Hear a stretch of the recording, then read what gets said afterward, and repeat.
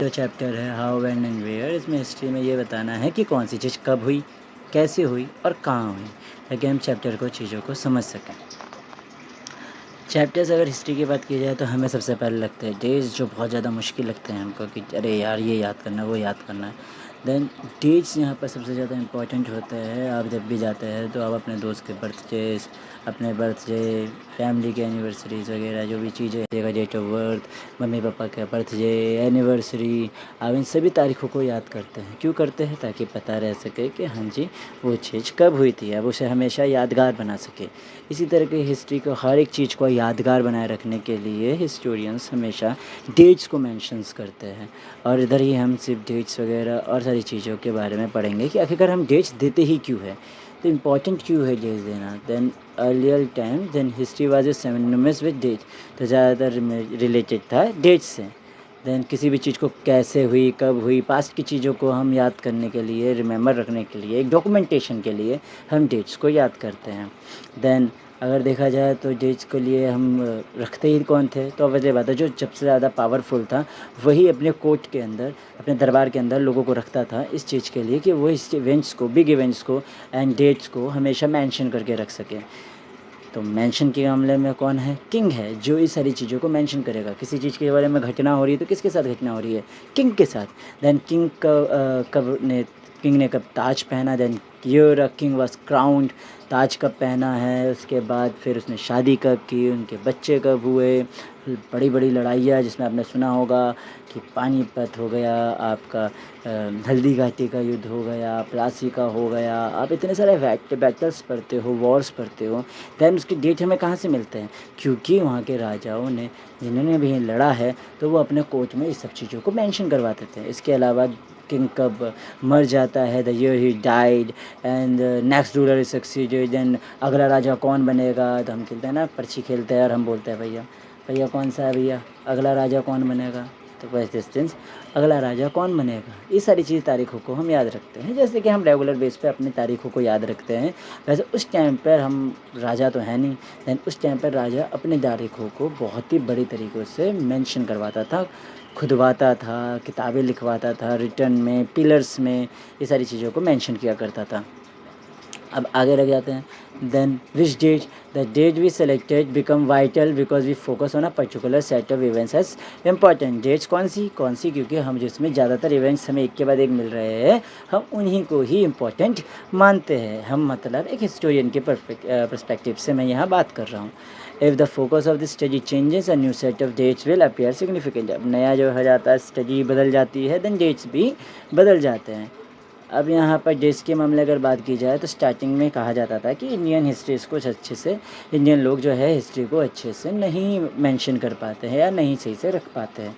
Then वहाँ पर बात होती थी कि ब्रिटिश लोगों को, एक कॉलोनियल पर्सन्स को ज़्यादा कहा जाता था कि वो अच्छे से इस चीज़ को मेंशन कर सकते थे।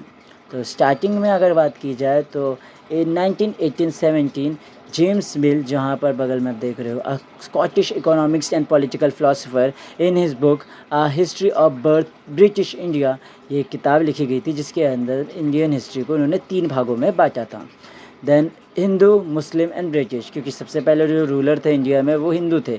उसके बाद अगर किसी का आया, देन 12th सेंचुरी के टाइम पर 1191 में गौरी आए, और उसके बाद धीरे धीरे धीरे मुस्लिम लोगों का यहाँ पर इन्वेडिंग होने लगा और वो लोग राज करने लगे।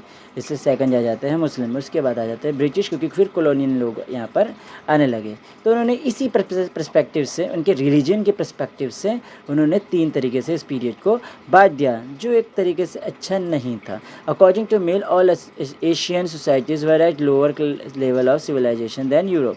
देन इसके अलावा ये क्लासिफिकेशन कुछ अच्छा नहीं था, इसलिए another classification of Indian history को लाया गया, जिसके अंदर आप देख सकते हैं नीचे एंशिएंट, मिडाइवल एंड मॉडर्न, ये 3 तरीके से इस चीज़ को बांटा गया।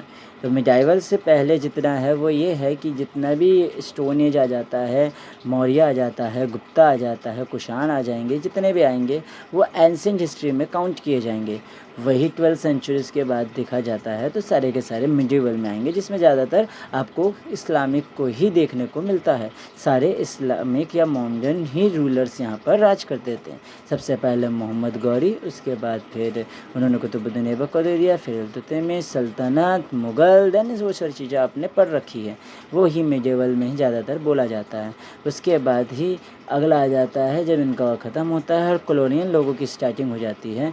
देन 17th सेंचुरी के बाद से हम उसमें मॉडर्न हिस्ट्री को काउंट करते हैं, जिसमें सारे के सारे ब्रिटिश के साथ हमारी लड़ाई, 1857 रेवोल्यूशन, देन ये सारी चीज़ों को, फिर हमारी आज़ादी की लड़ाई, गांधी, नेहरू, सुभाष चंद्र बोस, इन सब मेन लीडर्स को, हम लेजेंड्स को हम इन सारी जगह पे काउंट करते हैं। इस डिवीज़न हैज़ टू इस प्रॉब्लम दैन बिकॉज इस prejudization is borrowed from the west. हमने ये जो भी प्रीजुडाइजेशन किया है वो हमने वेस्ट से स्टार्ट लिया, उन्हीं से यहाँ पर ने बोरो किया है।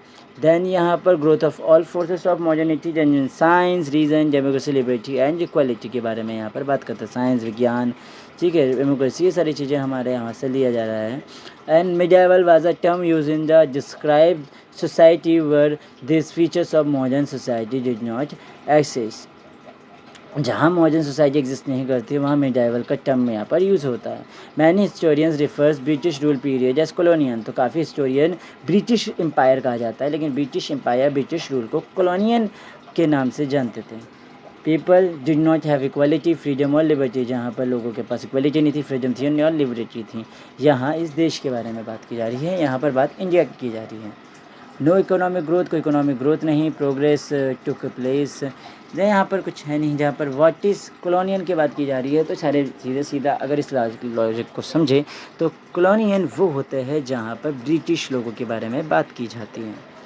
देन आगे चले तो यहाँ पर the British came to conquer the country and stabilise their rule. British लोग यहाँ पर आए, देश के यहाँ पर लोगों को, जितने भी नवाब थे, किंग्स थे, उनको भी यहाँ पर उन्होंने हराया, कॉन्कर किया, देन उन्होंने रूल करना चालू कर दिया। British stabilized control over the economy, society, collected revenue, meet all expenses, bought the goods they wanted to low prices, produce crops they needed for export। ज़्यादातर यहाँ पर कुछ नहीं करते थे, उन्होंने अपना घर नहीं समझा था, इन्होंने यहाँ पर इसे एक मार्केट समझा था और एक प्रोडक्शन एरिया समझ के रखा, जहाँ पर इन्होंने यहाँ पर से रेवेन्यू कलेक्ट किया जाता था और यहाँ से सारी चीज़ें गुड्स खरीदी जाती थी लो प्राइसेस के अंदर, और उसे ही यूरोप में और अदर कंट्रीज़ में वो बेचते थे। तो British rule brought about in value, taste custom, बहुत सी सारी वैल्यूज़ लगाए उन्होंने, टेस्ट और कस्टम्स लगाए, बहुत सारी चीज़ें उन्होंने यहाँ पर प्रैक्टिस की। पहले उन्होंने यहाँ की सारी चीज़ों को समझा था, उसके बाद ही उन्होंने सारी चीज़ें की, जैसे कि इकोनॉमिकल, सोशल, कल्चर, यहाँ पर बहुत सारे चेंजेस आए हर किसी के आने पर। जब हिंदू थे then cultural and economic, culture, economic, social and लोगों के रिलीजन एक अलग तरीके थे। दैन मिडिएवल एम्पायर्स में सारे जितने भी किंग्स हैं उन्होंने अपने अपनी तरीके से हिंदुज़म या फिर हिंदू किंग्स को या हिंदू कल्चर को थोड़ा सा इन्फ्लुएंस किया था। उसके बाद वो सब चीज़ें हुई तो आगे कॉलोनियन आए और उन्होंने भी अब कुछ हद तक उसको इन्फ्लुएंस किया, इसलिए काफ़ी तरह के हमारे यहाँ पर धर्म मिल रहे हैं, जिसमें हिंदू, मुस्लिम, सिख, ईसाई एंड क्रिश्चियन लोग भी यहाँ पर अब देखने को मिले। हाउ डू वी नो, हमें कैसे समझ में आता है ये सारी चीज़ें। Then 250 years of Indian history, historian use various sources, बहुत सारे सोर्सेज इकट्ठे करते हैं, जैसे कि राइटिंग के, मॉडर्न हिस्ट्री ऑफ इंडिया और last 250 years of Indian history. उन्होंने हिस्ट्री की जो 250 साल पुरानी सारी चीज़ें जो डॉक्यूमेंटेशंस के अंदर होगी, जो फाइल्स के अंदर होगी, उन सारी चीज़ों को उन्होंने कलेक्ट किया, क्योंकि कॉलोनी लोगों के अंदर एक बात थी जो हमेशा कलेक्शंस के मामले में देखते थे कि हर एक चीज़ को कलेक्ट करना चाहिए, हर चीज़ों को डॉक्यूमेंटेशन के अंदर रखना चाहिए, उनके अंदर बहुत ज़्यादा चीज़ था, क्योंकि वो ऑफिशियल रिकॉर्ड्स बहुत रखते थे। The administration produce records, the official records of British administration are one of the important source. इसलिए हमें सारी हिस्ट्री जो इतने भी मॉडर्न की पता चलती है वो इन्हीं के बदौलत पता चलती है, क्योंकि इन्होंने हर सारी चीज़ों को सलामत रखा। अब आ जाता है यहाँ पर एवरी इंस्ट्रक्शन, प्लान, पॉलिसी, क्या पॉलिसी लाना चाहते हैं, क्या इंस्ट्रक्शन, कैसे इंडिया को बनाना चाहते हैं, क्या रूल करना चाहते हैं, क्या कस्टम लगाना चाहते हैं या क्या टैक्सेस वो वसूल करना चाहते हैं, उन सबको वो एक फ़ाइल के अंदर दबा के साइड में रख देते थे कि भैया आपसे ये टैक्सेस अब हम लेने वाले हैं। और भाई फार्मर भी कहते थे, सारे इंडियन कहते थे हाँ जी भैया आपका तोहफ़ा कबूल है, ये ले लो, सारी चीज़ें हैं ले लो। ये यहाँ पर सारी चीज़ें चलती थी कि हाँ भाई, क्योंकि ब्रिटिश अब वहाँ पर वो रूल कर रहे हैं तो उनकी बात ही मानना पड़ेगा, तो वो जो मांगते थे देना पड़ता था। यहाँ पर आगे बात करते हैं सर्वे। देन सर्विस वहाँ पर बहुत ही कॉमन था कि वो सर्विस करने पड़ते हैं। हर तरह के लोग कैसे हैं, जाति के लोग कैसे, रिलीजन कैसे लोग हैं, अमीर कौन है, गरीब कौन है, ये सारी चीज़ों को बारे में डिटेल्ड सर्वेस वो रखा करते थे। मैप्स उस हिसाब से वो डिज़ाइन किया करते थे। फ्लोरा, फ़ौना, टोपोग्राफ़ी, आप ये सारी चीज़ें, टोपोग्राफ़ी का मीन्स होता है ज़मीन कहाँ बंजर है, कहाँ अच्छी है, कहाँ ऊँचाई है, कहीं नीचा है, ये टोपोग्राफ़ी में होता है। Then from the 19th century census operation were held every 10 years which provide detailed records of the number of people in all professions of India, noting information on caste, religion and occupation। लोगों के cast, लोगों के religion, लोगों के occupation के साथ उनके पास पूरी नॉलेज थी और हर 10 साल के अंदर सेंसस हुआ करते थे, यानी कि वहाँ पर सर्वेज होते थे। Other survey such as botanical survey, zoological surveys, archaeological survey, anthropological, बड़ा लंबा नाम, अगर लंबा वर्ड है यार, तो anthropological surveys and forest surveys, ये हर तरह के सर्वेज वहाँ पर किए जाते थे, ताकि हर एक तरह की इस इंडिया के बारे में हमें जोग्राफिकल बोल लो, पॉलिटिकल बोल लो, हिस्टोरिकल बोल लो, रिलीजियन बोल लो, हमें हर तरह की नॉलेज होनी चाहिए। क्या कि अगर हम सामने वाले के हर चीज़ को समझ सकते हैं, समझ जाते हैं, नॉलेज इकट्ठा कर लेते हैं, तो क्या उनकी वीक पॉइंट है, क्या उनकी प्लस पॉइंट है, वो जान सके। तो इसलिए कॉलोनियल लोग बहुत ही एडवांस हुआ करते थे। Then what official records do not tell, जो हमें बोला नहीं जाता या जिस रिकॉर्ड्स को नहीं देते, वो है official records do not tell what the other people in the country felt and what lay behind their actions. We need to look this things in unofficial records which are more difficult get than official records. जो unofficial records होती थी उनको collect करना बहुत ही ज़्यादा मुश्किल है, या उनको उनके हिसाब से चलना थोड़ा मुश्किल है। ऑफिशियल रिकॉर्ड से एक अलग तरीके की बात होती है, ऑफिशियल रिकॉर्ड्स को थोड़ा संभाला सही से जा सकता था। सोर्स ऑफ अनऑफिशियल डायरी, जो सोर्स ऑफ अनऑफिशियल रिकॉर्ड्स होते थे जिसके अंदर डायरीज़ होती थी लोगों की, तो लोगों की डायरी लोगों की चाहते होती है, लोगों की अलग अलग मेंटलिटी होती है, उस हिसाब से डायरीज़ बदलती जाती हैं। ये कोई ऑफिशियल नहीं है, इसलिए इसको समझना थोड़ा मुश्किल है। Accounts of pilgrims and travellers, लोगों का आना जाना घूमना, तो वो लोग जो घूमते थे उसके हिसाब से वो चीज़ों को लिखते थे।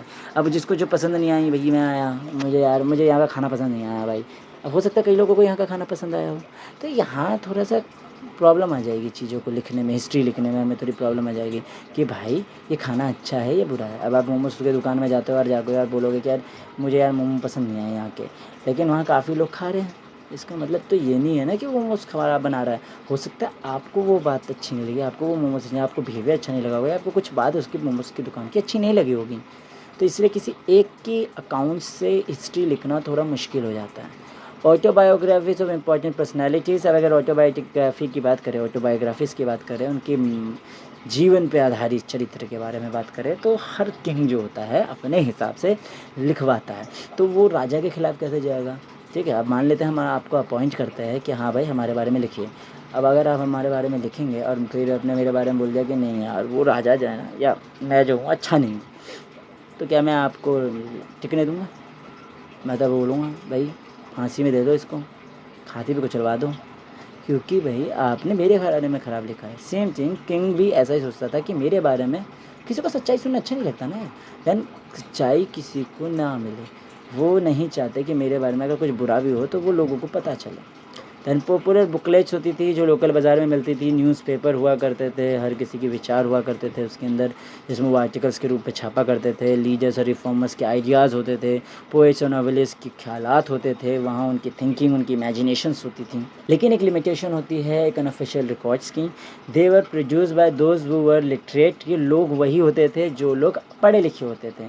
इसका मतलब वो लोग ये अनऑफिशियल रिकॉर्ड्स को नहीं लिख सकते थे या नहीं पढ़ सकते थे जो लोग लिटरेट ही नहीं है, मतलब पढ़े लिखे ही नहीं है। जैसे मीन्स आप एक किताब लेकर आएंगे और मैं बोलूँगा अरे भाई ये कौन सी भाषा लिखी हुई है, भाषा की वो भाषा हमने पता ही नहीं है, हमने उसे पढ़ा ही नहीं है, हमने उसे लिखा ही नहीं है। अब आप कोई दूसरी लैंग्वेज लेकर आ जाएंगे देन मैं क्या कहूँगा उसके बारे में, या हो सकता है कि वो कुछ भी ना, क्योंकि उस टाइम पे लोग इतने ज़्यादा इन्वॉल्व हुआ करते थे एक एग्रीकल्चर के मामले में, और प्राइमरी सेक्टर के जॉब्स जितने होते थे, जैसे कि आपका एग्रीकल्चर्स, हर्डिंग, ये सब चीज़ों में लोग इतना ज़्यादा इन्वॉल्व हुआ करते थे, पढ़ाई लिखाई हर कोई नहीं करता था, इसलिए अनऑफिशियल रिकॉर्ड्स हर कोई लिखता भी नहीं था और हर कोई पढ़ता भी नहीं था।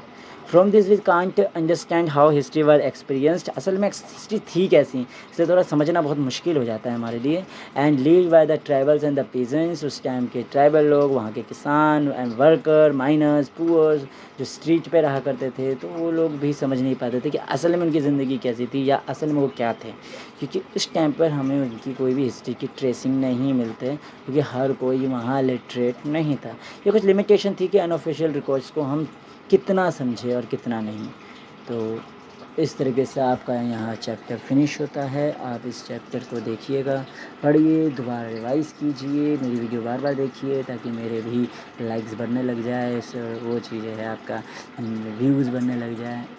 जोक्स अपार्ट, पर आप इन कुछ वीडियोज़ को वापस देखिए, पॉइंट लीजिए, स्क्रीनशॉट्स लीजिए और चीज़ों को रिवाइज़ करते रहिए, क्योंकि history is a mystery and history को पढ़ने के लिए आपको उस मिस्ट्री को खोलना पड़ेगा। मिस्ट्री के लिए ऑब्ज़र्वेशन चाहिए एंड आपको बस इसमें ऑब्ज़र्वेशन की स्किल्स ही काम आएगी हिस्ट्री में। देन नोट डाउन कीजिए एंड नोट्स बनाइए। Then please subscribe, like and share my video.